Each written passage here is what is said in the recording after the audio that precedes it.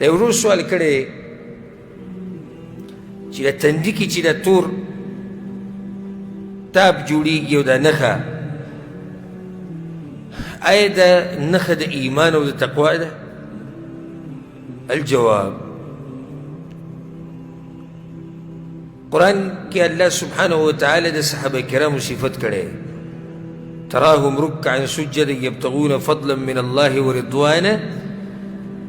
سيماهم في وجوههم من اثر السجود صحابه کرامو په مخ کې علامات دي د سجدو د لاس نو راجح قول د مفسرینو دا د محققینو ذکر کړی چې دا نښه د څه ده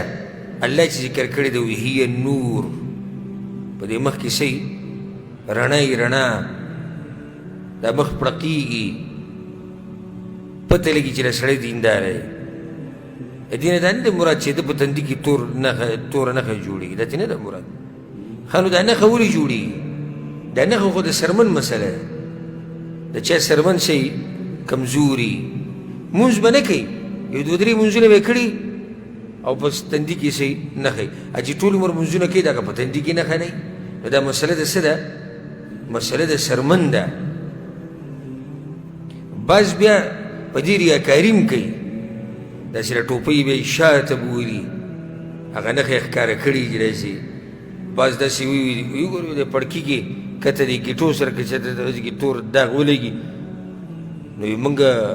په سجدو کې وخت تېر کوو د خبرو ته وګوره نو دا نښې ګیټو کې راتله یا په تندي کې دا د دیندارۍ نښه نه ده ګورې زموږ د عوام خو سادهګان دي وایي ښه دینداره سړی و سمشد بوله ورکړي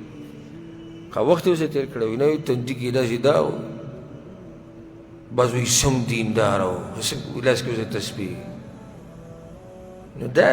زموږ خلکو د دیندارۍ علامات ذکر کړي جوړ کړي نو دلته الله سبحانه وتعالی چې را کومه نښه ذکر کړي چې دوی په مخونو کې به یې دې نه مراد څه شی دی نور به نور کوم سړی چې لمونځ کوي د په مخ کې نور وي چې هغه د هغه سړي په مخ کې نه وي چې هغه دینداره نه او سبحان الله دا بریلیان او دا صوفیان دوی ته چې ګوري دوی په دې تندو کې دغه دا نښې پکې نو ځکه شیخ عبدالسلام رحمه الله به وي پته راشي چې دوی د سرونه درانه دي او که دوی په شګو کې سجدې لګوي ځکه چې کبې ورته چې ګوري دغه تاپ پې لګېدلی او زمونږ کې به ښه عابد زاهد سړی سم عبادت کوونکی به وي دغه دا نښه نه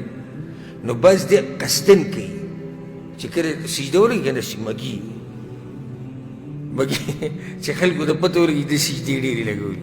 نو ځکه شیخ رحمه الله به وي ما بیان اورېدلی پته لګي چې دوی د سرونه درانه دي وزن یې ډېر دی که دوی په شګو کې سجدې لګوي که دا سجل کوي خو هلته هغه د بعضو دا مقصد یې تندی راکاږي دې دپاره چې بیا خلک مې وروسته څه وکړي صفت وکړي والله اعلم